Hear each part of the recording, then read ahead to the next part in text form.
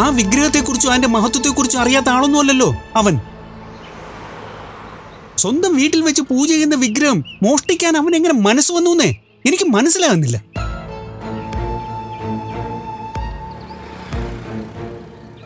കുട്ടിക്കാലം മുതലേ അവനും ഈ വിഗ്രഹത്തിന്റെ പഴയ ക്ഷേത്രത്തിന്റെയൊക്കെ കഥകൾ കേട്ടല്ലേ വളർന്നത്. ഒന്നും അറിയാത്ത ആളാണെങ്കിൽ പോട്ടേന്ന് വെക്കാം. പക്ഷെ ഇത് അതല്ലല്ലോ അവസ്ഥ. ഉള്ളത് പറയാലോ ഹരി, ഞാനിത് കേട്ട് ശരിക്കും ഞെട്ടിപ്പോയി. ഞാനും ഇത് അറിഞ്ഞപ്പോ ശരിക്കും ഞെട്ടിയതാ. പക്ഷേ ആരോടും ഒന്നും പറയാൻ പറ്റുന്ന അവസ്ഥയായിരുന്നില്ല. അപ്പോ സൂരജിനെ എല്ലാവരും ഒന്ന് ഇഷ്ടപ്പെട്ട് വരികയായിരുന്നു. ഈ സമയത്ത് ഇങ്ങനെ ഒരു ബോംബ് എല്ലാവരുടെ മനസ്സിൽ കൊണ്ടിടുമെന്നും സ്വപ്നത്തിൽ പോലും കരുതിയില്ല. വിവാഹത്തിന് മുമ്പ് എല്ലാവരും എല്ലാ കാര്യങ്ങളും അറിഞ്ഞിരിക്കണം. അതുകൊണ്ടാ അവൻ എല്ലാം തുറന്നു പറഞ്ഞെന്ന് പറയുന്നു. അങ്ങനെ എല്ലാം പറഞ്ഞതോടെ അവന്റെ മനസ്സിന് ചിലപ്പോൾ സമാധാനം കിട്ടിയിട്ടുണ്ടാവും. പക്ഷെ അത് അറിഞ്ഞതോടെ ബാക്കിയുള്ളവരുടെ മനസ്സമാധാനം പോയി. എന്തിന്റെ പേരിലായാലും ആ വിഗ്രഹം എടുത്ത് വിൽക്കാൻ ശ്രമിച്ചത് അമ്മയ്ക്ക് ക്ഷമിക്കാൻ പറ്റില്ല. ആരൊക്കെ വിവാഹത്തിന് സമ്മതിച്ചാലും അമ്മ അതിന് സമ്മതിക്കുകയില്ല. സാവിത്രി അമ്മയ്ക്കൊന്നല്ല, ഇതാർക്കും അംഗീകരിക്കാൻ പറ്റുന്ന കാര്യമല്ല. ഒരു കണക്കിന് സൂരജ് ഈ കാര്യം തുറന്നു പറഞ്ഞത് നന്നായി. വിവാഹത്തിന് ശേഷം മറ്റാരെങ്കിലും പറഞ്ഞ് ഇതൊക്കെ എല്ലാവരും അറിയുന്ന ഒരവസ്ഥ വന്നാ അത് വലിയൊരു പ്രശ്നമായേനെ. ഇപ്പോഴും പ്രശ്നത്തിന് കുറവൊന്നുമില്ല ഹരി. അമ്മയ്ക്ക് മാത്രമല്ല, ഇപ്പൊ ആർക്കും വിദ്യയുടെ സൂര്യന്റെ വിവാഹത്തിന് സമ്മതമൊന്നുമല്ല. സ്വാഭാവികമായി അങ്ങനൊരു ചിന്ത എല്ലാവർക്കും ഉണ്ടാവും. അതിൽ അത്ഭുതപ്പെടാനൊന്നുമില്ല. പക്ഷെ വിദ്യ ഇപ്പോഴും സൂരജിന് അനുകൂലമായിട്ടാണ് നിൽക്കുന്നത്. അവള് എന്തെങ്കിലും പറയാതെ ഇത് വേണ്ടെന്നൊരു തീരുമാനം എടുക്കാൻ പറ്റില്ല. എല്ലാരും വിദ്യയെ കാര്യങ്ങൾ പറഞ്ഞ് മനസ്സിലാക്കാൻ ശ്രമിക്കുന്നുണ്ട്. അത് അവൾക്ക് ബോധ്യപ്പെട്ടാൽ പിന്നെ വിവാഹം നടക്കില്ല.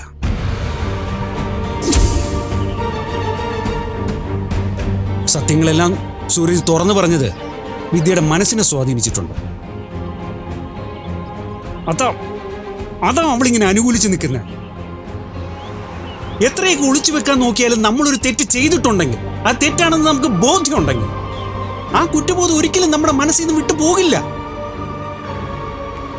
അത് എന്നും നമ്മളെ വേട്ടയാടിക്കൊണ്ട് തന്നെ ഇരിക്കും. ആ വേദന സൂരജ് അനുഭവിക്കുന്നുണ്ടാവും. അതുകൊണ്ടാ അവനത് തുറന്നു പറയാൻ തോന്നിയത്. പക്ഷെ തെറ്റുകൾ ഏറ്റു പറഞ്ഞു എന്ന് കരുതി ചെയ്ത തെറ്റ് തെറ്റല്ലാതാകുന്നില്ലല്ലോ. മനോജ് പറയുന്നതെല്ലാം ശരിയാ. ഇതിലൊരു അഭിപ്രായം പറയാൻ പോലും എനിക്ക് യാതൊരു അവകാശവുമില്ല. നിങ്ങളുടെ തീരുമാനം എന്തായാലും അത് അംഗീകരിക്കാൻ ഞാൻ ബാധ്യസ്ഥനാ.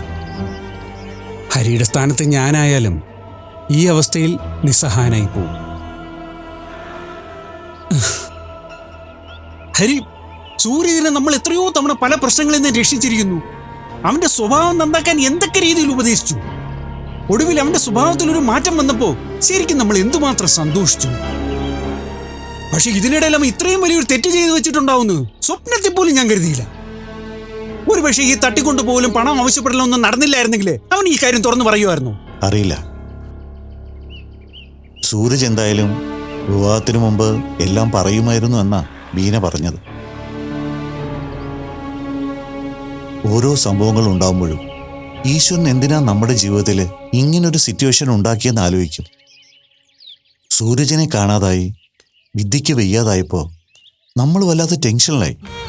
പക്ഷേ അതോടെ ധന്യയുടെ ആറ്റിറ്റ്യൂഡ് മാറി വിവാഹത്തിന് സമ്മതം പറഞ്ഞതും ബീനിയുമായിട്ടുള്ള പ്രശ്നങ്ങൾ അവസാനിപ്പിച്ച് അവർ സൗഹൃദത്തിലായതും എല്ലാം നല്ല കാര്യമായിട്ടാണ് തോന്നിയത്. പിന്നീട് വിദ്യയുടെ അസുഖം മാറി സൂരജിനെ തിരിച്ചു കിട്ടുക കൂടി ചെയ്തപ്പോൾ ഞാൻ കരുതി ഇതെല്ലാം സംഭവിച്ചത് വിദ്യയുടെയും സൂരജിൻ്റെയും വിവാഹം എതിർപ്പുകളില്ലാതെ സംഭവിക്കാൻ ഈശ്വരൻ ചെയ്തൊരു കുസൃതിയാവുന്ന.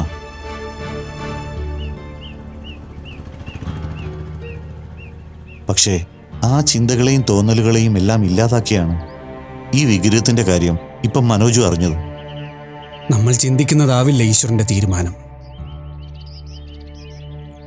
അതെന്താണെന്ന് സംഭവിച്ചതിന് ശേഷം മാത്രമേ അറിയൂ. അതെ, എന്തായാലും നമ്മൾ അനുഭവിച്ചേ തീരും. വിദ്യയുടെയും സൂര്യന്റെ കാര്യത്തില് അങ്ങനെ തന്നെയാവും സംഭവിക്കുക. ഭഗവാൻ അവർക്ക് എന്താ കാത്തുവെച്ചിരിക്കുന്നതെന്ന് നമുക്ക് നോക്കാം.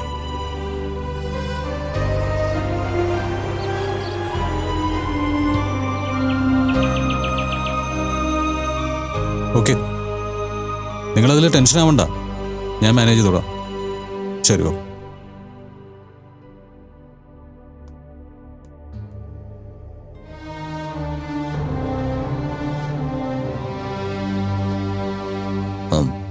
ആദർശ് തിരക്കിലാണോ? എനിക്ക് കുറച്ച് കാര്യങ്ങൾ സംസാരിക്കാനുണ്ടായിരുന്നു. തിരക്കിലാണ്, പക്ഷേ സംസാരിക്കുന്നതിൽ തടസ്സമൊന്നുമില്ല. വിഘ്നേഷ്, കാര്യം പറ. കമ്പനിയിൽ എന്തെങ്കിലും ഇഷ്യൂസ് ഉണ്ടോ? അതല്ല, എനിക്ക് സംസാരിക്കാനുള്ളത് കുറച്ച് പേഴ്സണൽ കാര്യമാണ്. വിഘ്നേഷ്, പ്ലീസ്, ആവശ്യമില്ലാത്ത കാര്യങ്ങളാണെങ്കിൽ അത് സംസാരിക്കാതിരിക്കുന്നതാണ് നല്ലത്. അങ്ങനല്ല ആദർശ്. ഞാൻ ആദർശിനെ കാണുന്നത് സ്വന്തം സഹോദരനായിട്ട് തന്നെയാണ്. അതുകൊണ്ട് ആദർശിന്റെ ലൈഫിലൊരു പ്രശ്നം ഉണ്ടാവുന്നത് അതെനിക്ക് കണ്ടു നിൽക്കാനാവില്ല. പറഞ്ഞു, എന്താ പറയാനുള്ളത്? മീരയുടെ കാര്യം തന്നെയാ. മീരയുടെ കാര്യത്തില് ആദർശ് എടുത്ത തീരുമാനം തെറ്റാണ്. അതൊന്ന് മനസ്സിലാക്കണം. എൻ്റെ ലൈഫിൽ ഞാൻ ചെയ്യുന്ന കാര്യങ്ങളെക്കുറിച്ച് എനിക്ക് വ്യക്തമായ ധാരണയുണ്ട്. എന്താണ് ചെയ്യുന്നതെന്നും അത് ശരിയാണോ തെറ്റാണോ എന്നൊക്കെ നന്നായിട്ട് ആലോചിച്ചിട്ട് തന്നെയാണ് ഞാൻ ഡിസിഷൻ എടുക്കുന്നത്. അത് ആദർശ് പറഞ്ഞത് ശരിയാണ്. പക്ഷേ ഇക്കാര്യത്തിൽ ആദർശ് തെറ്റുകൾക്ക് മേലെ തെറ്റുകൾ ചെയ്തുകൊണ്ടിരിക്കുകയാണ്. രണ്ട് സാഹചര്യത്തിലും സ്വഭാവത്തിലുള്ള രണ്ടുപേര് ഒന്നിച്ച് ജീവിക്കുമ്പോൾ പ്രശ്നങ്ങളും അഭിപ്രായ വ്യത്യാസങ്ങളും സാധാരണമാണ്. അതൊക്കെ പരസ്പരം ക്ഷമിച്ച് സ്നേഹിച്ച് മുന്നോട്ട് പോവല്ലേ വേണ്ടത്. എനിക്ക് ലൈഫ് ഒരു അഡ്ജസ്റ്റ്മെന്റ് അല്ല, അതിന്റെ ആവശ്യമില്ല. പൊരുത്തപ്പെട്ടു പോകാൻ പറ്റില്ലെങ്കിൽ പിരിഞ്ഞ് സന്തോഷത്തോടെ ജീവിക്കുന്നത് തെറ്റാണെന്ന് കരുതാൻ അത്ര ഇടുങ്ങിയ ചിന്താഗതിയൊന്നും എനിക്കില്ല. ആദർശ് ഈ പറയുന്നത് കേൾക്കാൻ സുഖമുള്ള കാര്യം തന്നെയാ. പക്ഷേ ജീവിതത്തിലേക്ക് വരുമ്പോ അത് പ്രാക്ടിക്കലാക്കാൻ ബുദ്ധിമുട്ടാ. നമ്മൾ എടുത്തു ചാടി തീരുമാനിക്കുന്ന ഇത്തരം കാര്യങ്ങൾ ചുറ്റുമുള്ള എത്ര പേരെ വേദനിപ്പിക്കുന്നുണ്ടാവും. അതുകൂടി ഓർക്കണ്ടേ? എന്തിന്? ഇത് എൻ്റെ വ്യക്തി ജീവിതമാണ്. ഇവിടെ ഞാൻ ചിന്തിക്കേണ്ടത് എൻ്റെ സന്തോഷമാണ്. മറ്റുള്ളവരെ സന്തോഷിപ്പിക്കാൻ വേണ്ടി സ്വയം വേദനിക്കാനും ടെൻഷൻ അടിക്കാനും എന്നെ കൊണ്ട് പറ്റില്ല. ഞാൻ പറയുന്നൊന്ന് ആദർശം മനസ്സിലാക്കാൻ ശ്രമിക്കുക. മീരയ്ക്കും ആദർശിനോടെ സംഭവിച്ചിരിക്കുന്നത് പകുതിയോളം ആദർശിന്റെ ഈഗോ കൊണ്ടുണ്ടായ കാര്യങ്ങളാ. ആദർശിയെ കാണിച്ച ഈഗോ ഞാൻ കാണിച്ചിരുന്നെങ്കിൽ എന്നേ ഞാനും അഭിരാമിയും ഡിവോഴ്സ് ആയനെ. അതിന് പറയുന്ന പേര് ഈഗോ എന്നല്ല വിഘ്നേഷേ, സെൽഫ് റെസ്പെക്ട് എന്നാ. അതില്ലാത്തവർക്ക് എന്തും അഡ്ജസ്റ്റ് ചെയ്യാനും ജീവിക്കാനൊക്കെ സാധിച്ചെന്ന് വരും. പക്ഷേ എൻ്റെ കാര്യത്തിൽ അങ്ങനെയല്ല. നിങ്ങളുടെയൊക്കെ മനസ്സിൽ എനിക്കുള്ള സ്ഥാനം എനിക്ക് നന്നായിട്ടറിയാം. ഞാൻ പറയുന്ന കാര്യങ്ങൾക്കും ആ വിലയെ തരികയുള്ളൂ എന്നുള്ള കാര്യവും എനിക്കറിയാം. അതുകൊണ്ട് കൂടിയാ ഇത്രയും കാലം ഞാനും ഒന്നും മിണ്ടാതിരുന്ന. അല്ലെങ്കിൽ ആദർശ് മീരെ വീട്ടിൽ കൊണ്ട് വിട്ടപ്പോഴേ ഇക്കാര്യങ്ങൾ ഞാൻ സംസാരിച്ചേനെ. മീരയെ പോലൊരു ഭാര്യ ഏതൊരു പുരുഷന്റെയും സ്വപ്നമാണ് ആദർശ്. ആദർശിന് വലിയൊരു പ്രശ്നം ഉണ്ടായപ്പോ എല്ലാവരും ആദർശിനെ സംശയിച്ചു. അപ്പോഴും ആദർശിനൊപ്പം നിന്ന് ആദർശിനെ രക്ഷിച്ചെടുത്ത ആളാണ് മീര. അങ്ങനെ ചെയ്യാൻ മീര എത്രമാത്രം കഷ്ടപ്പെട്ടു എന്ന് നേരിൽ കണ്ട ആളാണ് ഞാൻ. അതിന്റെ നന്ദിയെങ്കിലും കാണിക്കണം ആദർശേ. ഞാനൊരു കാര്യം പറയാം വിഘ്നേഷ്. അബിക്കും വിഘ്നേഷിനോടിയിൽ പല പ്രശ്നങ്ങളും ഉണ്ട്. പലതും എനിക്കും അമ്മയ്ക്കും പോലും അറിയില്ല, അല്ലേ? അതെ. പക്ഷേ പുറത്തുനിന്ന് കാണുന്ന ഒരാൾക്ക് വിഘ്നേഷ് ഭാഗ്യവാനാണ്. ആരും കൊതിക്കുന്നൊരു ജീവിതം. ദേവ ബിൽഡേഴ്സ് പോലൊരു സ്ഥാപനത്തിന്റെ അവകാശി. 100% ഭാഗ്യവാൻ. പക്ഷേ യഥാർത്ഥത്തിൽ വിഘ്നേഷ് ഹാപ്പിയാണോ? അല്ലല്ലോ. അല്ല എന്ന് കരുതി ഞാൻ അബിയെ ഉപേക്ഷിച്ച് പോവല്ലോ ആദർശേ. അതിന്റെ കാരണം എനിക്കും വിഘ്നേഷിനും അറിയാം.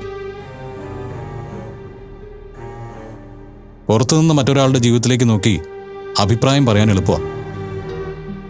പക്ഷേ ഭാര്യാഭർത്താക്കന്മാർക്കിടയിലെ പ്രശ്നം അവർക്ക് മാത്രമേ അറിയൂ. ഞാനും മീരയും പിരിയുന്നതിന് എനിക്ക് വേണ്ടത് മീരയുടെ അനുവാദമാണ്. മീര എന്നെ മനസ്സിലാക്കി ഒപ്പം നിൽക്കുന്നു ഞാൻ വിശ്വസിക്കുന്നുമുണ്ട്. തൽക്കാലം എൻ്റെ കാര്യങ്ങൾ ഓർത്ത് ടെൻഷൻ അടിക്കാനും നേരം കളയാനും നിൽക്കാതെ വിഘ്നേഷ് ജിമ്മി പോകാൻ നോക്ക്. കാര്യങ്ങളൊന്നും മുടങ്ങണ്ട.